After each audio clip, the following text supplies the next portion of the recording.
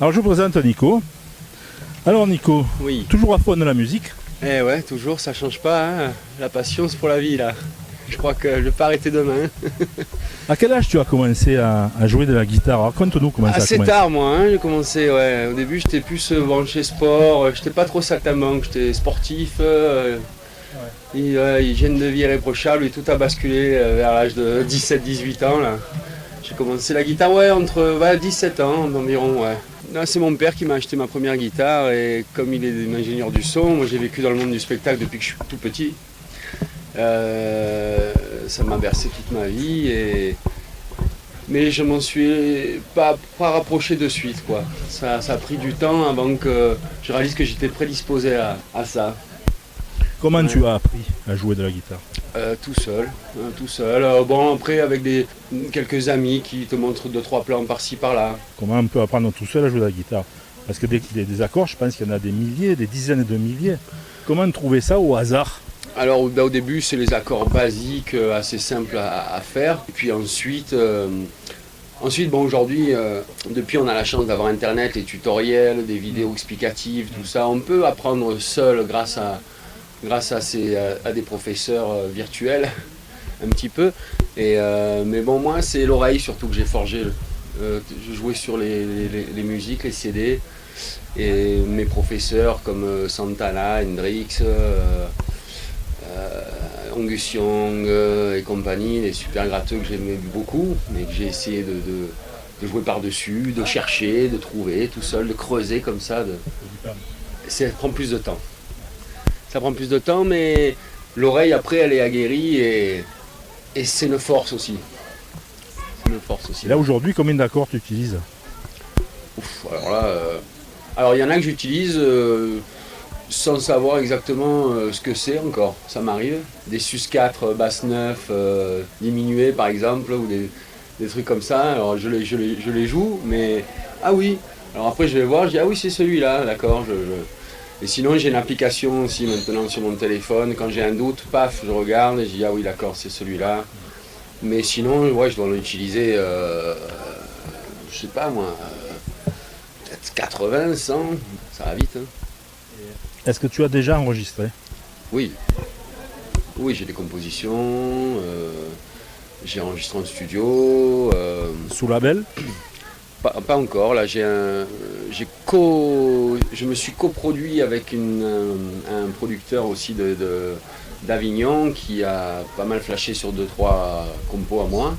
Et donc là je suis sur 3 titres avec lui, une en français, une en anglais et une reprise qu'on va réaménager un peu au bout du jour.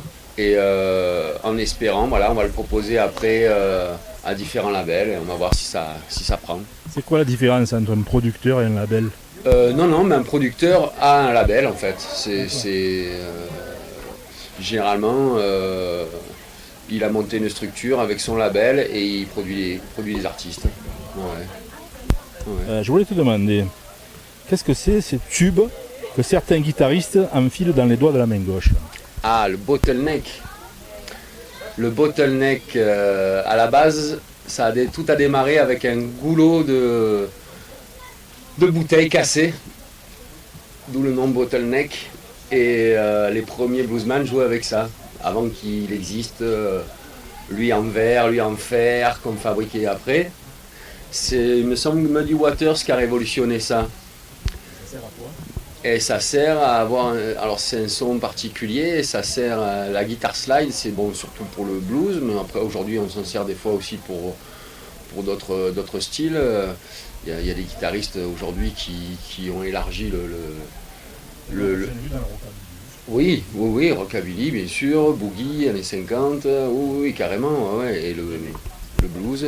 Mais tu es limité avec ça pour les accords quand même.